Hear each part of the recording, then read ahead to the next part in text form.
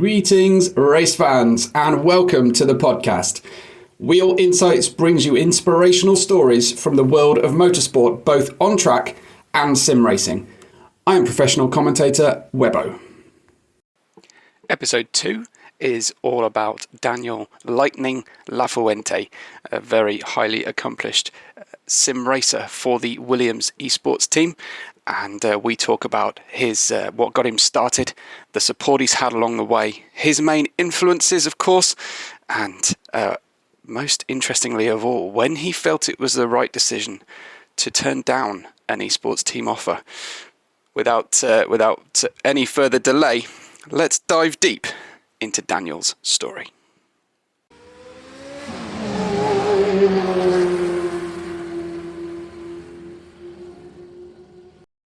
I'm super pleased to bring to the podcast, bring in Daniel Lafuente, one of the superstars of the Williams eSports team. Daniel, thank you so much for joining us today. Thanks to you. I'm glad that you have invited me, and it's my pleasure. Well, it's always so much fun to commentate over your races, but also to interview you. So I really wanted to get you on the podcast and talk a little bit about everything you've been up to and what we can expect next from you. So what I try and ask our guests is, first question is, do you have your earliest racing memory? Oof. Yes, I have. But it's either racing or like just training because I started in karting at 9 years old, but it wasn't racing, it was just training. But at my first race, it was at 12, I think. And I remember my first race a lot from that age. I think it was 2014, I believe, and yeah, I have the remind that it was one of my happiest days of my life because finally I could race, properly with other people. It wasn't a big race anyways, but I had a huge fun and I end up in the podium as well. So it was great in karting. Amazing. So, what made you decide that you wanted to start karting in the first place? What was your inspiration, or how were you exposed to racing cars uh, at the very earliest point? I don't know, since the beginning when I was super super small, my passion was racing and cars. Uh, I remember that when I was super, super young, like 3 or 4 years old. Well, I don't remember. That's what my parents telling me. But Yeah. I knew already some models of cars. Imagine a BMW 3 Series or an Audi, and I was walking through the street and I was naming the cars. And my family always watched the Formula One and racing, Mhm. so that that's an approach that having it on my family, it was easier for me to find this passion, I guess. Of But course. when I entered karting, it was a rental kart, indoor. Mhm. And the first time I remember that when I was about to get into the kart, I had like 7 or 6 years old. I was super afraid of the noise and I rejected and I went back to the shop. So, but yeah, then after I tried it again and I like it a lot. My the people at the karting track saw that I wasn't bad for the first time in a rental car, and I enjoyed a lot. So I pursued my dad to buy me a racing card for me, and then all started from there. Fantastic. Amazing. So you're best known, of course, as a sim racer, but it sounds like track racing, kart track racing has been there from at least as early as playing on games, playing on sims. Yeah, yeah, it was. that was at the same time because I remember my uncle had a simulator in home. If you remember the Momo steering wheel, the Logitech one, my uncle had that, and he was racing an F1 challenge and R Factor later. And I pursued again to my dad to buy a computer in, and then my uncle downloaded me the mods of the F1 Challenge game of Formula One and their factor, and I started with a steering wheel from my uncle as well. So yeah, I kind of started at the same time with karting and simulator racing, but it wasn't nothing serious. I was just doing laps on our factor on an F1 mod game. Meanwhile, I was also playing Gran Turismo on the PlayStation, but with the controller, you know. Yeah. The thing started more seriously about in 2016 or 2017 or 2015, I believe, when I entered in league races of Air Factor, but nothing serious. So always on PC for that. But you were playing Gran Turismo with a controller. But in terms of sitting with a steering wheel with pedals, that was always PC, and it started with R Factor. Yeah, exactly. I've never played with a steering wheel in the PlayStation, but it's curious because when I started with the steering wheel, I was so short that I couldn't reach the pedals. So I Right. was accelerating and braking with the buttons of the steering wheel. And then This is yeah, this sounds very similar to me because my son he wanted to play on my rig when he was 4, I think.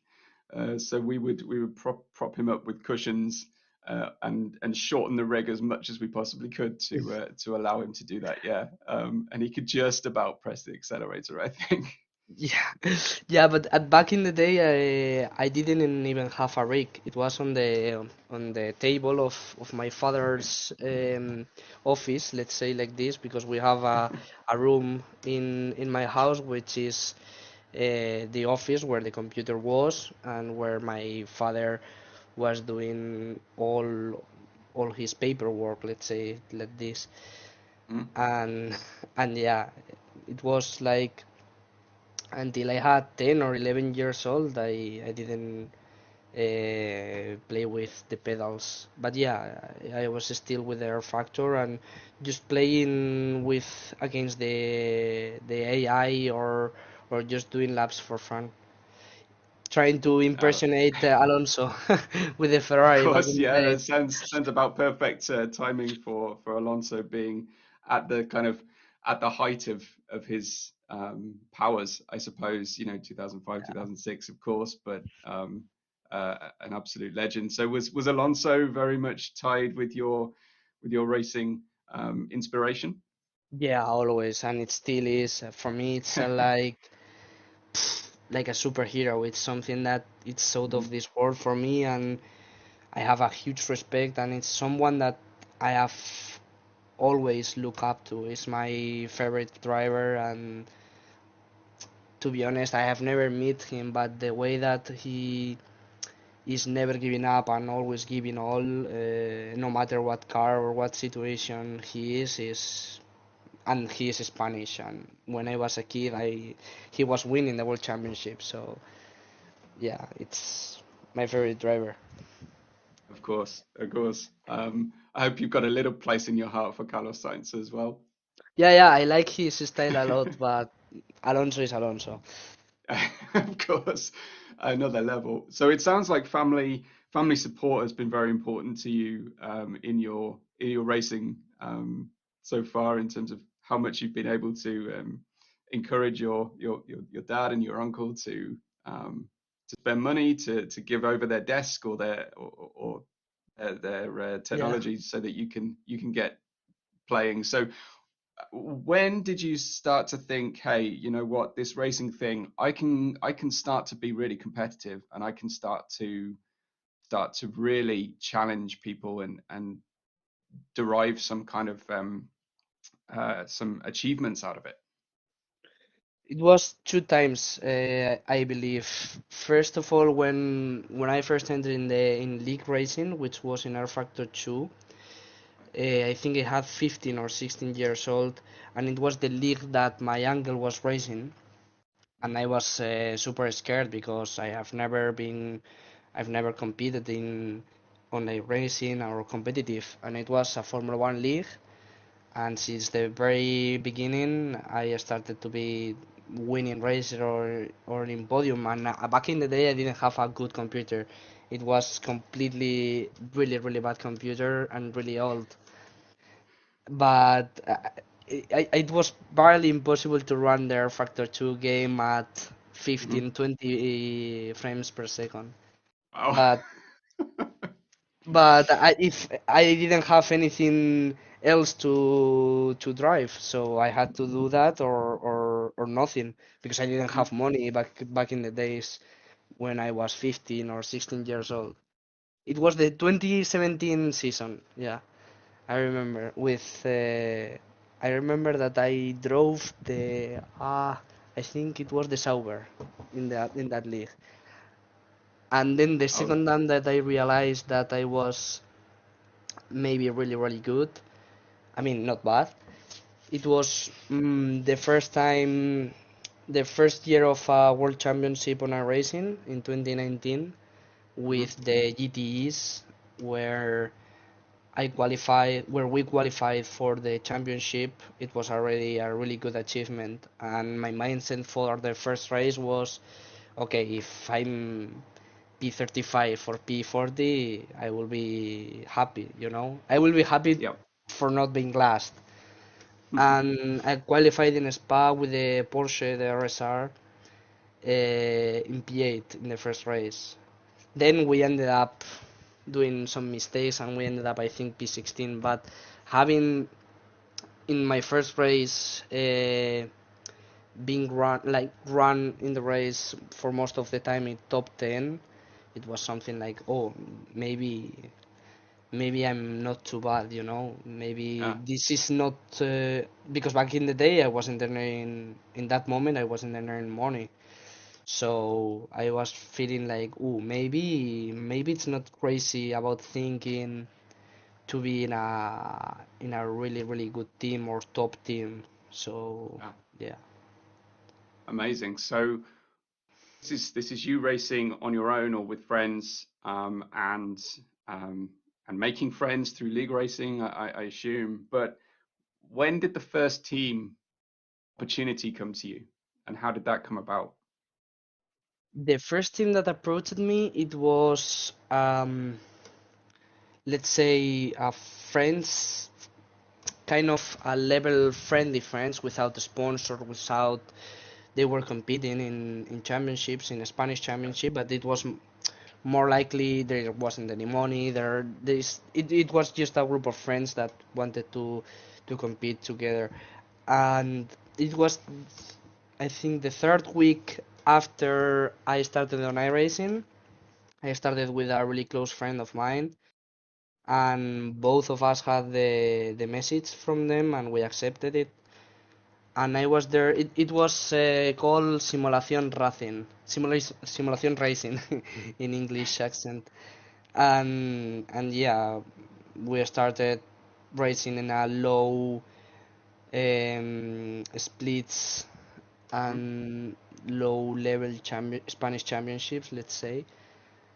And then I remember I did a fun race like 6 or 7 months after I joined that team, and I got called by one of the best Spanish teams back in the days, which was Euphoria Racing. And there is where I started to learn a lot to race and to get faster, because back in the day it was there was a really fast people compared to my level back in the day. Mhm. And there is where I shared the team. I shared team with Agustin Canapino, which now he's in Williams as well, and he's racing in IndyCar in real life. Yeah. So yeah, I learned a lot from Agustin. Amazing. So Furia came to you. Sounds like the first team came to you. Has that kind of been your journey throughout? That you have your time in, you've made your achievements, and teams have come to you. You haven't had to do a lot of self promotion. No, no, no. To be honest, I've never. I'm a, like this is personal, but I never liked going after people or going after Mhm. something. So I always have the mindset that if someone likes me or someone wants to race for his team, they will approach. So I always wanted to do the talking on track for sure. I back in the day when I was feeling that I wasn't enjoying my time in that team or I wanted to go to another team, for sure I was more open-minded about it, but Mhm. I've never felt that. And back in the day there wasn't any contracts, so Right. you just basically through message you could. It was so much easier than, for example, at this level where there is contracts involved Mhm. and it's a bit more serious. Of course, yeah, and of course now you're a pro, of course, and you're with the fantastic Williams team. So do you remember how what you were doing, where you were when that opportunity came to you? How did that feel? Yeah, for sure. I remember. Well, first of all, I remember that when the Williams team got created, Agustin sing for Williams. In fact, he was one of the very first drivers of Williams, and he went from Euphoria to Williams. So I was super. I always wanted to go to Williams and to race for them, and I had Agustin as someone to look up to, to Mhm. follow his journey as well in sim racing, to be able to someday have the opportunity to go to Williams. But when the first opportunity came is where I finished the first World Championship, and we did okay for our first time and in a small team. We finished the championship in P15, but I showed a lot of pace, especially in qualifying. Sorry, in fact, the last race I think I qualified P3, which was unbelievable, Yeah. and I couldn't believe it, honestly. And I said to myself, okay, now I have the level for Williams, and I didn't want to be in that team anymore, which was DriveX, because Mhm. DriveX, which is a real racing team from small formulas categories, approached Euphoria to make his sim racing team. So basically, Okay. the Euphoria management, basically the Euphoria team went to be DriveX. Euphoria Okay. still was a team, but it was for, let's say, an academy team, and DriveX was the pro team of that stuff. So is So Fourier the same Fourier that we see at ESL R1 no, this no, day? no, it's Different Fourier. Euphoria. It's like the song of Eurovision, Euphoria. It Okay. it was it was a green and gray car, and then Right. became DriveX, and the DriveX cars were white and red. Okay. Fantastic. So, yeah, I finished the championship with them with DriveX, and I had the feeling that okay, now I think I deserve to be in a big team. Let's Yeah. say if I can be in Williams because it was, the team that I always wanted to be. Mhm. And I approached Javi, and we were trying to get in Williams, but at the time I didn't have let's say, the image or the results to be in the Williams eSports team. So they would want me to first being on the academy team for a few months without signing a contract, and I reject that. So I went to another team for 3 or 4 months. No, actually 5 months, which was now the Roman Grosjean team. Yeah. And after 5 months, the opportunity with Williams eSports finally came, and I joined in, I believe, August 2020. So it's been 3 years Yeah. now with them. And that's amazing that you felt. It sounds like you felt like you knew your worth, and Yeah. you believed in yourself, and you thought, I'm not an academy driver. Am I hearing that correctly? Like Yeah, exactly, you exactly. Like exactly. Hmm. and it was really, really tempting, to be honest, to go to the Hmm. academy of Williams, which back in the day was called Williams Gym Racing. But mm, I felt that I deserved to be in the Williams esports team. Wow. So I had, not I had, but I prefer to reject it. Looking back at it, maybe it wasn't the right call. Who knows? But at the Sure. end, everything went good. So Ah, yeah, I don't regret anything that I of did. course not. No. I mean, it has worked out incredibly well for you, and that Yeah. is that's a fantastic kind of risk that you took. Um, and obviously it's paid off. So I imagine that that kind of self-belief is very attractive to a team owner. That communicates something to a team owner, not being specific about Williams at all, but if a team owner offers someone something and they say, no, I'm worth more than that, or no, I've passed that stage, there's a certain level of confidence that will obviously have really good benefits um, when they do finally come calling and come with the offer. I think that's amazing. It's a fantastic Yeah. story. Luckily, it worked out. And but back in the day, when I rejected the Williams gym offer, it was like, maybe I messed up. Of But course. yeah, finally everything worked out. And back in the day, I had first like the contact with Javi Guerra, the one of the management figures of Williams. He is Spanish as well, so I tried to communicate him the way that I was feeling, Mm. and just letting him know that it wasn't about feeling. I wanted to go to Williams, but it just that I prefer to not pass through the academy. Just I wanted Mhm. to be in the first team at the beginning, Amazing. No, and that that didn't that's work that's out. uh, that's tremendous. Really, really great courage and bravery. So sounds fantastic. I don't remember the conversations though. I don't remember how did I say it to Javi, or but yeah, it was all good. So tell us the best things about being a pro team driver. Oof.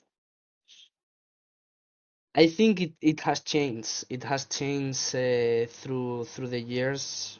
My my my feelings about it, because at the very first time you have a lot of hopes. You see the things differently, but now it's a huge proud thing of my life, Hmm. because, well, it's an esport team, but you are representing a brand or a name that are historic in motorsports. They are the Yeah. second best Formula One team in history, and it's a huge proud, as I said, it's a huge proud thing of my life, and also are a huge responsibility, because Hmm. every time, at the beginning, I had nothing to prove, but now I feel that every time that I do a race, I want to do a good work, a good job, because I'm representing a good team, Yeah. Yeah. and I have to do everything that it's on my hands to put that name at the best position possible. So yeah. But back in the So it's day, it pressure, was. but it's pressure, but it's a good pressure. Yeah, exactly. At the very beginning with Williams, I was like, okay, try to not mess up, try to not crash at least in the first races because it wouldn't be like a good presentation to the team. But yeah, now it's I'm just proud because now I have, after all these years and all this time with my teammates and with my team, it's more like a family, so I feel surrounded by them, and I feel loved Yeah, in appreciated by them, so it's not like a pressure of not being on a group. It's a pressure of just doing good, because back in the days, I make my group in like it's my family right now in racing, so yeah, we get along really well, and I don't have to prove. I don't feel that I have to prove my speed or results to anyone. It's just to myself at this yeah. moment. Fantastic. It's a very stable team as well. You don't see a lot of changes going on in driver roster. It Yeah, expands, of course, but you don't see a lot of people um, disappearing or being dropped over one or two bad results. I think yeah. that's amazing. What is It's it a like it's to experience? Go ahead. and now I was just wanted to say that it's just a great group of people. First of all, it's Yeah. they are good people, so that's what matters. That's what matters at the end of the day. Mhm. Absolutely. What is it like? Because when people enjoy watching sim racing events, those LAN events are something else. There's something very different and to experience, I'm sure. So, what are they like actually being part of that kind of traveling group of drivers and the pressure cooker and the strange rig equipment and all of those things? What is it like as a pro driver to take part in those LAN events? With Williams, I did two, and the biggest one was in the Sim Racing Expo of 2021 in Mhm. September in Nürburgring, and I was competing it, and but it was like three cars competing, but Williams brought the the most amount of people of the team that they could. Yeah. So it was actually really fun to have finally met after the lockdown period all my teammates, and actually racing in the Nürburgring. It was my first time in the Nürburgring, and it's my favorite track, and it was amazing. It was amazing, to be honest, to share that experience with all of my teammates, and still is today my favorite. I would say my favorite team trip up to date, because we could uh, we could end up in the podium with Alessandro Vico. We did P3 in the Sim Racing Expo with a, let's say, a bit strange rig, because all the other two cars were driving our Heusenbell rig, which is super stiff, three screens and stuff like that. But we were driving a different rig that we have an agreement with Male, which back in the day was our sponsor, and it was a super beautiful rig. Honestly, it was super beautiful. It was wrapped with the Male publicity and Williams, and it was with a ultra wide screen, so it wasn't bad. It's better a triple screen, but it's good. The problem is that each time we were passing through a curve or something, it was vibrating a lot.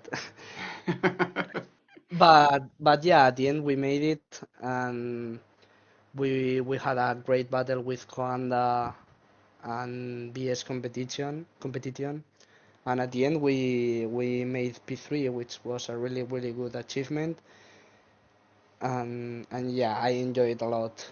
Those 5 days, I could do a lap on the Nordschleife with a rental car, and Oh, I had a huge fan. And then the second event, LAN event that I was competing in was this winter on December in 2022, which was a Spanish competition.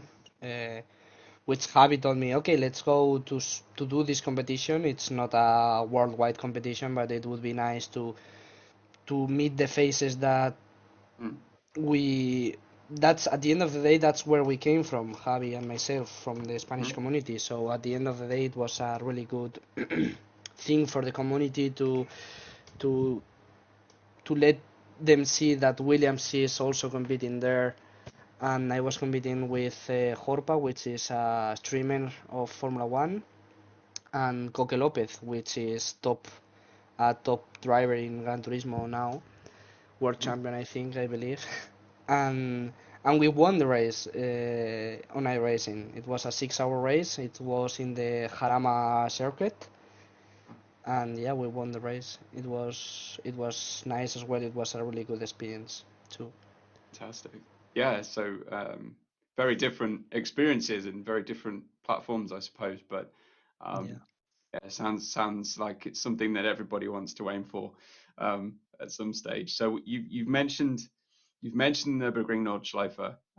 So I was going to ask you what your favorite combination of sim platform. I'm going to go ahead and assume it's iRacing, but what Yeah. type of car and what kind of corner combination gives you the biggest smile when you're driving? Oof. It's weird to answer this because I'm a GT driver, so I'm always driving GT3s, back in the day GTEs or Porsche Cup where I did the when I did the World Championship, the Porsche Super Cup. But my favorite combo, it must be a GT3 around Nürburgring, the Nordschleife. It just gives you when you're in the Dottinger Herk, which is the biggest straight, and you have passed all the track. There is there isn't any other track that gives you that feeling that you have to breathe and you have to say, okay, I made the lap, I haven't crashed, or Right. uh, there isn't anything like that track. So I would say that it would be my favorite combo. But also I enjoyed a lot the GTE's time, like the Porsche Yeah. 911, the RSR. I love that car. It still is my favorite car on iRacing, and I was super super super confident, or I have the feeling or the remind that I was super super confident with that car and fast. So I would say GT around Spa or the Nürburgring GP track or Silverstone. I really enjoyed that kind of cars without ABS and with more downforce than the GT3s. I really really like that type of cars, especially the Porsche with his sound. It was amazing. Yeah, yeah, the RSR was something else, absolutely. But fascinating really, because for some people, their favorite thing, is about making a good overtake, or it's about getting the fastest lap, or um, a certain part of a track that just feels amazing when you get a personal best, or what have we. Um, what keeps you going through the tougher times or through the practice times? What keeps you going um, about sim racing? Is it the competition? Is it winning? Is it overtaking? What is it that really sparks your passion? Hard question. Like this is my passion. This is my passion. But with that keeps me going is I am a super competitive person and I hate to lose. Such a bad loser. So that would be my first thing. That's why I keep competing at this level. Not because I have to show something to someone else. It's just to prove myself. Hmm? Then the second thing would be like after all that I have passed, I'm in a position that maybe a few years ago I would never believe. So I have to keep going with this, and who knows what the future can bring to me. Mhm. And the third thing is just because I love driving. It's the best. I would say the not only the best thing that I can do in life, but it's the thing that I'm more good in life. Yeah. Like I I can't do anything else as good as I drive. So, for example, if you tell me which tracks do you like, I have clear that I have a few tracks that I like, but I would tell you even if I hate the track, but I won there a lot of races and I've been super super fast there. It would be one of my favorite tracks, even if I Right. don't enjoy driving. But if I Of course. if I'm winning there, I for sure I'm going to like it.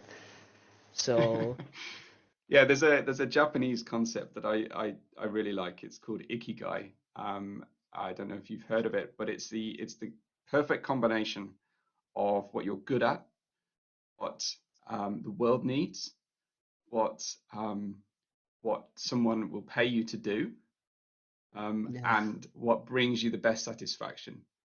And yeah, for me, that is commentary. And it just it's just this perfect thing where it has all these different aspects wrapped up in one thing. And it sounds like driving for you is absolutely that kind of that concept all together. It's what you're good at. It's what brings you happiness and brings you satisfaction. It's yeah. amazing. Yeah, and Um, also I have grown personally a lot uh, because back in the day I didn't know English at all, sure. and I could learn English more or less and defend myself with a new language. And also I understood how to work really really good in with my teammates and share goals with my team and just work as a team. I learned a lot, and thanks to Williams, I could travel a lot Mhm. to see races and to see the factory. So that's something that improves you personally as well. So that's really good. Of course. So, let me ask you a question. Do you believe in the concept of natural talent when it comes to driving, Yeah, or for do you sure. think it's more about hard work and practice and time? Um, I would say that natural talent it's always a factor, but Mhm. hard work always um wins to natural talent. The natural talents shows it can be shown at the very very top, at the very very end of world level class, where someone does something especially or someone does something special. Like for example, Carlos Sainz and Fernando Alonso. Carlos Sainz is an amazing driver, super super super good driver, but I believe that he's lacking that special thing that Alonso, Verstappen, Hamilton has. Yeah. But with work and his talent as well, he is one of the very best as well. Sainz, he's a really good driver, but it lacks that special last thing that Alonso, Mhm. Hamilton, Schumacher, Verstappen has. Yeah. So hard work will beat talent over Yeah, the long haul, but talent will be that spark, that yeah, exactly. that indescribable something that makes you special. That's Yeah. fascinating. Yeah, really good. Can I ask, do you still play video games for fun? Wow, no. I Back in the day when I was like a teenager, I played a lot, like Assassin's Creed, Grand Theft Auto, but I've never been like a super gamer or Call No. of Duty or stuff like that. I have always played racing games, and after that teenage period, I just played back just racing games. So it's been It's been a long time since I don't play like a normal video game. Yeah. That's really funny. So, this year, 2023 has been amazing for you. Um, Yeah. Winning the 24 hours of Nürburgring, second at the 24 hours of Spa, third at the 24 hours of Daytona. I mean, those are the really big ones, right? An amazing year. It even stops just short of being a perfect record because there's still something to aim for. But a tremendous year. Has this been your very best Well, to date? I, I with results so far, yes, Mhm. and also I'm really glad of achieving that with Mercedes because other teams can swap cars. Let's say if Daytona, it's better for the BMW or the Audi or the Porsche, you name it. It's just an example. You can other teams can select that car. But for us, we made a really good results throughout the year with exactly the same car. So that's even more special. And yeah, I'm super happy that it's been a great year so far. And it's a year where maybe I didn't have the speed of the others, but somehow with experience, I think we Mhm. made it better results. So yeah, it's been amazing. My favorite race to win was always the 24 Hours of Nürburgring. I won Petit Mhm. Le Mans back in the day with the GTE, and but Nürburgring was the race to win always for me. And Mhm. yeah, it's really good. So no matter what happens to the rest of the year, I would be happy. Of course. So what's next for you in sim racing? What's next on the list of achievements or of plans that you want to tackle? Well, to be honest, I'm not a kind of person that has a lot of plans, so we'll see. But I would love to win the 24 Hours of Spa. We came close last year and this year with a second place. But yeah, I guess we still need a bit of more speed for the next years to in order to have the P1. But yeah, I just want to to be one of the best of what I do, trying to Mhm. be one of the fastest in no matter what race or what simulator I play. So who knows? As far as I have the motivation and the anger to continue, I don't have the unspecific objective. I just want to win or to be the fastest as I can, you know. So, on your Twitter, on your X profile, it says dreaming one day being a professional racing driver. Yeah, I Now, haven't I changed that for a while. I would argue that you already are a professional racing driver, but does track racing still hold a place um, in the dreams, in the plans of Daniel Lafuente? Wow, I would love to. That's why I'm doing this, honestly. It's Uh, just because I can't do it in real life because as you know, it's something impossible. It's super expensive. mhm. But yeah, I would that would be the dream of my life to of being able like to be racing in real life, no matter the category. Of course, I would like to race in Le Mans or in for a factory team or well, you name it. But I would love to race in real life. It's something that it's my passion. It's my passion. It's just sim racing. It complements that as a lot because It's it as kills close as you can me. get. Yeah, yeah. Yeah, exactly, and also kills me the need of competition and the need of fights and stuff like that. But yeah, real life, it's let's say my impossible goal, you know? It's your stretch. It's your stretch Yeah. goal. So, what steps have you taken so far? Like you've done some karting. Yeah, I did karting, but nothing huge. It was just regional championships and training with my dad because I was never on a karting team or sorry or a karting team. It was always my father as a mechanic and stuff like that. So I couldn't learn a lot and I didn't compete a lot in karting. But then, thanks to sim racing, with the DriveX team, I could do a test day in a Formula Renault car, in a 1.6, Yeah. and it was amazing to go in a Formula car. It was huge for me. And lately in that year, I won a competition. I ended up second in a Spanish competition where I won a test with a McLaren GT4 and I also drove a Honda Type R, Oh, a touring car, racing car. yeah. So that was a huge experience and a huge thing to say. Even though it wasn't a lot of laps, it was like okay.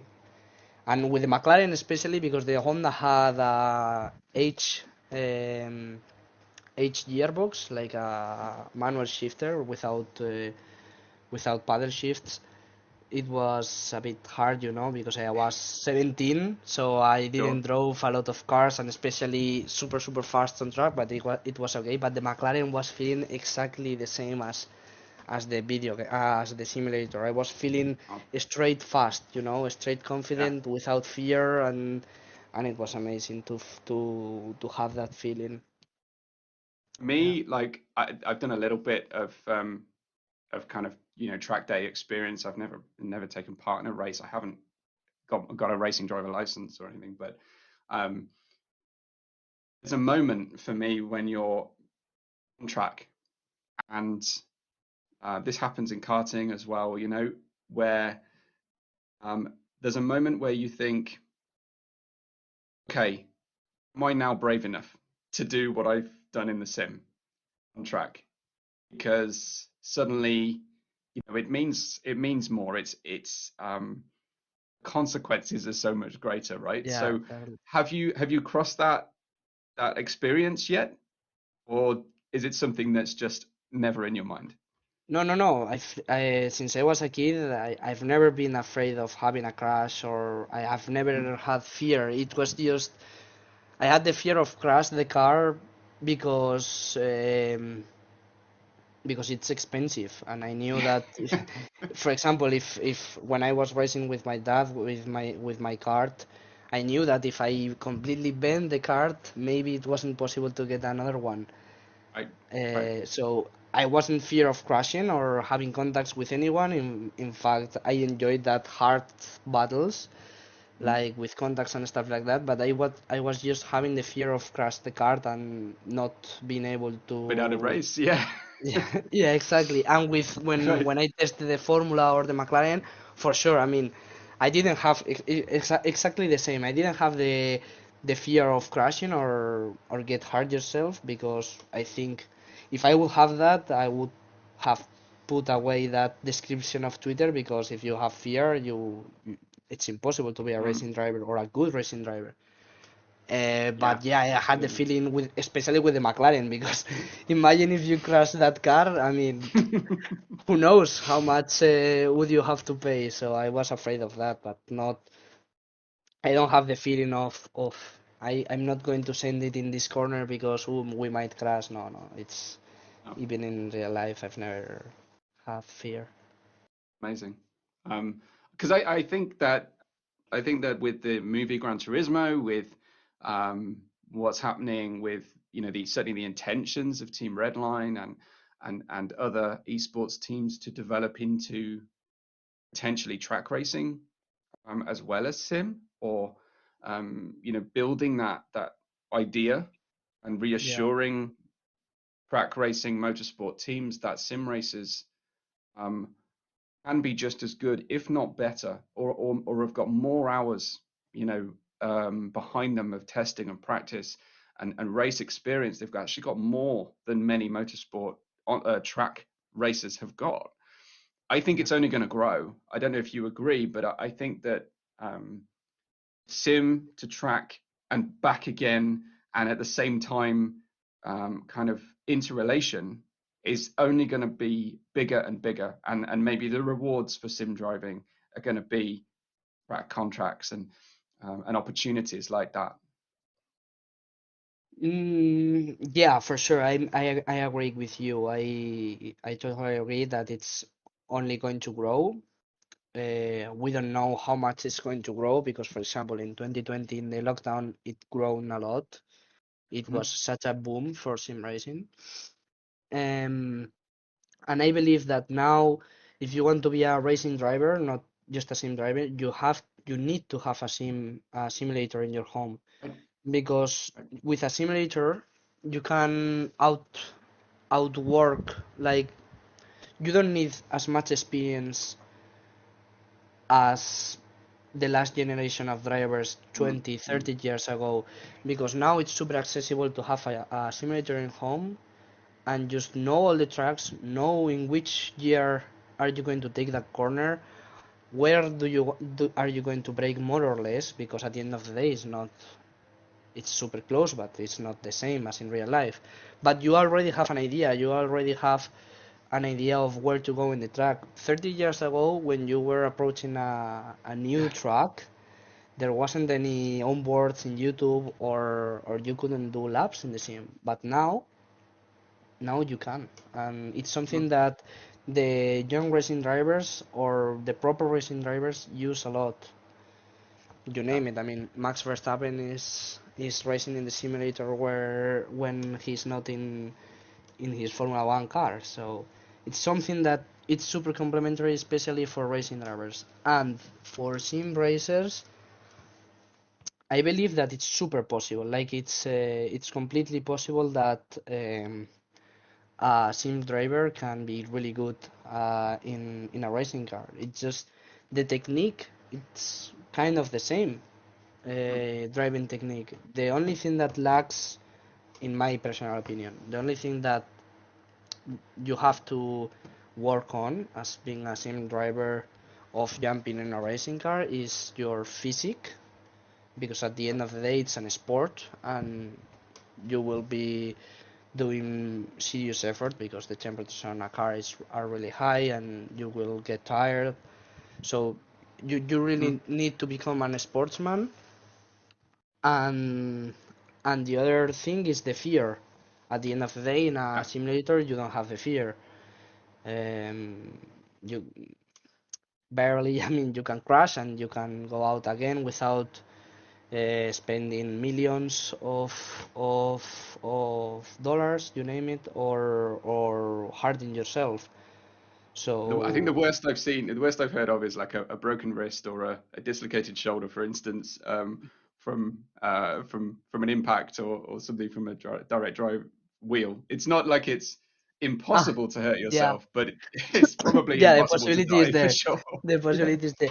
Yeah, but it's not the same, like, because I can imagine when I did the lap in the North Life with a rental car, I was shocked. Not I had fear, but it was with a super respect, because Yeah. if this is like this with a Volkswagen Polo, imagine how it must be like to race with a GT3 there. It Mm, must be amazing.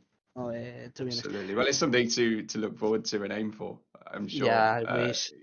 But I'm afraid that the sim racing back in the day, I'm afraid that the sim racing world was towards the real racing world. But now, at this moment, I'm afraid that it has changed and it has turned a bit to look more for a gaming perspective than Okay. real racing perspective. That's my feeling. Mm. Okay, it's not something related to my team or the industry. It's just my feeling. Because there's different approaches, isn't there? I mean, I Yeah. know a lot of discussion around sim racing is that it needs to be taken more seriously as a esport, right? So maybe it should be big stadium esport events should have a Yeah. sim racing platform, but then a lot of sim racers and a lot of um, a lot of people into racing first, sim second, say no, it needs to be on the calendar like SRO. It needs to be at the track, Yeah. and taking a sim championship at the same time. So um, there's definitely a fork in the road right now. I think in sim racing. In my personal opinion, because I don't know what's going to happen or what is going to be better for sim racing, if following Mhm. the esports path or following the real racing path. At the end of the day, the real racing path it's always to be linked because at the end of the day, it's not like Call of Duty, well, or Yeah, League of Legends where it's not an sport in real life. It's not sure. it doesn't exist. But sim racing is super linked with real racing because at the end of the day, Mhm. if you understand real racing, which is completely easy, the one that comes first in a car with stickers wins. In sim racing is exactly the same, but Sure. just in a game. So it's easier to understand. If I put League of Legends match or a CS:GO match to my dad, which is 60 years old, he will never understand. But he's understanding my races Yeah. because at the end of the day, it's more or less the same. And I think there's, in terms of an esport like sim racing, I don't think that there is an esport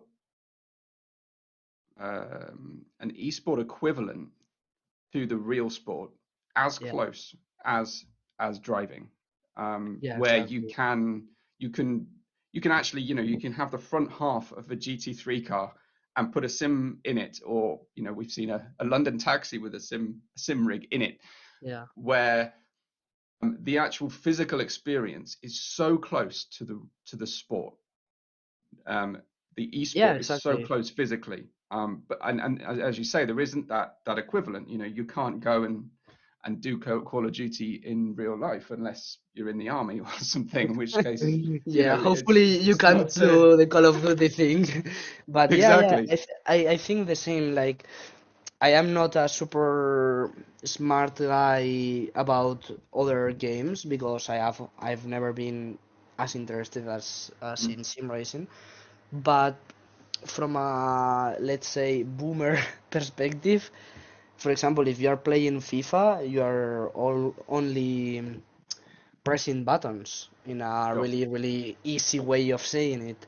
You are not playing football like in real Mm, life, but here we are doing the same inputs on the steering wheel, same inputs on the pedals. Actually, the pedals are really really strong. The brake pedal of a really really good pedals like the housing belts that I have, they make a lot of force, and you need to hit the pedal really really hard as yeah, in the real car. So that's something that, as far as I know, no other game or no other platform has in esports. exactly.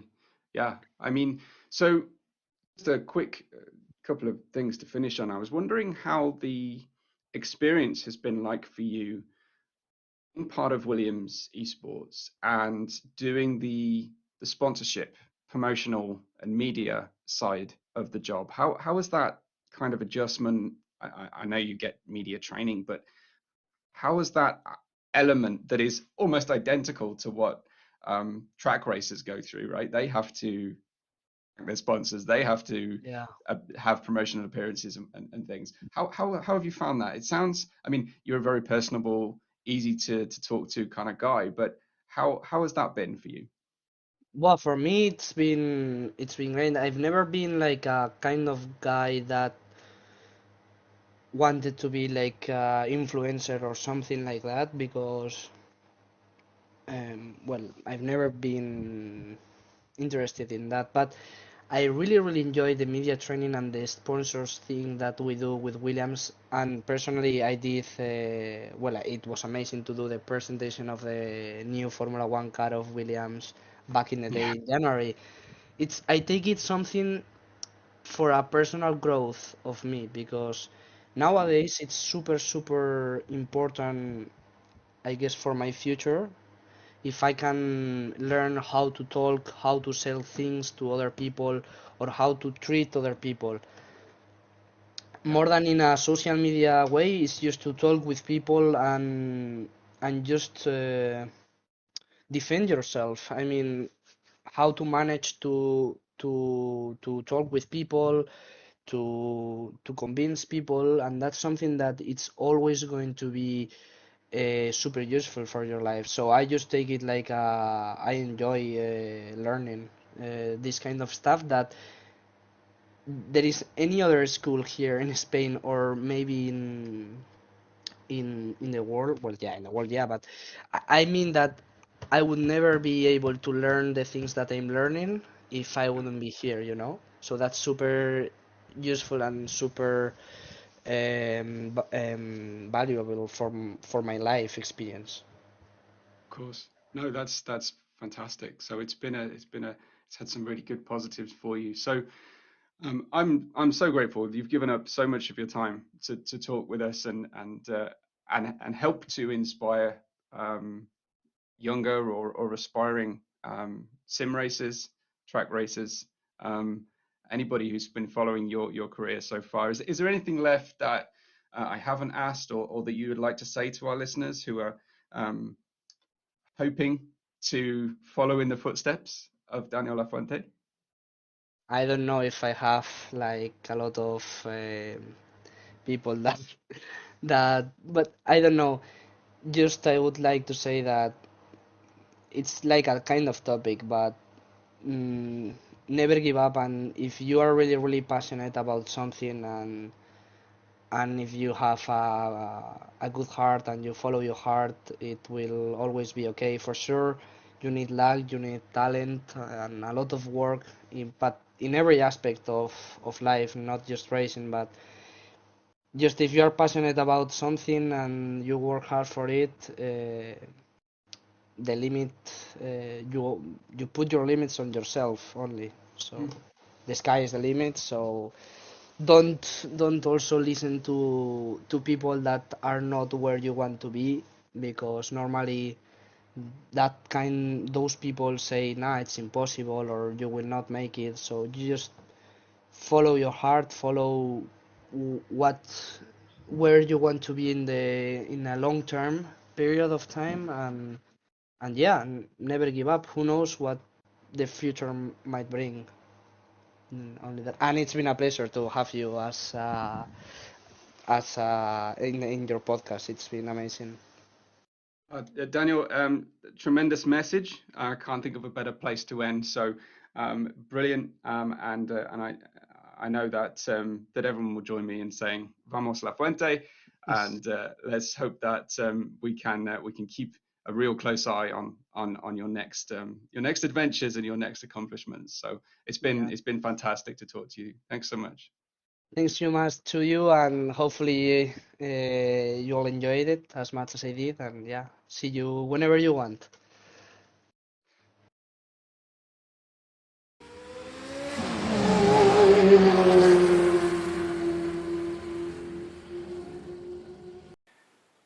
What a truly awesome conversation that was with Daniel Lafuente, and he was so generous with his time as well to help us really learn a lot more about this tremendous journey and his driving passions. So my big takeaway, I think, from that was his comment there that not to listen to advice from people who haven't made it to where you want to be. I think that's just brilliant stuff. Really, really special message, and very inspiring. So, yeah, really, really appreciative, and I hope you guys enjoyed it as much as I did. Just a little thing that I want to start here on the podcast is I want to just keep you informed about how our previous guests are doing. So, our first guest, of course, was Mathieu Gauthier-Thornton, and we had a really cool discussion as he prepared to go out in Donington Park. Well, he went on the next race of his Clubman Sports Prototype Class 2 Championship. He went on to Alton Park. He got pole position in class. He secured the fastest lapping class in both races and took home maximum winning points for those positions as well, finishing ahead of a number of Class 1 drivers again. He's taken the lead in the championship, and he has one more round to go. One more round, a pair of races to secure this championship. He's also been very active on Twitter X, GTA_Matty234 for his account, where he has been charting some interesting developments where he's trying to get back to 5,000 rating on iRacing and the journey in detail as to how that is going. He's been back out exercising after an injury, and he's also, to celebrate the launch of the Gran Turismo movie, he has uploaded the GT Academy episodes from the season he took part in as well. So fantastic stuff from Mathieu Gauthier Thornton, and we'll be keeping a close eye on his progress, as I'm sure you will really enjoy after listening to episode 1. You can find me at WebboRed5 everywhere. That's WEBBORED and the number 5. If you have suggestions for this podcast or for paid commentary, promotional, voiceover or similar opportunities. Until next time, race fans, this is your checkered flag.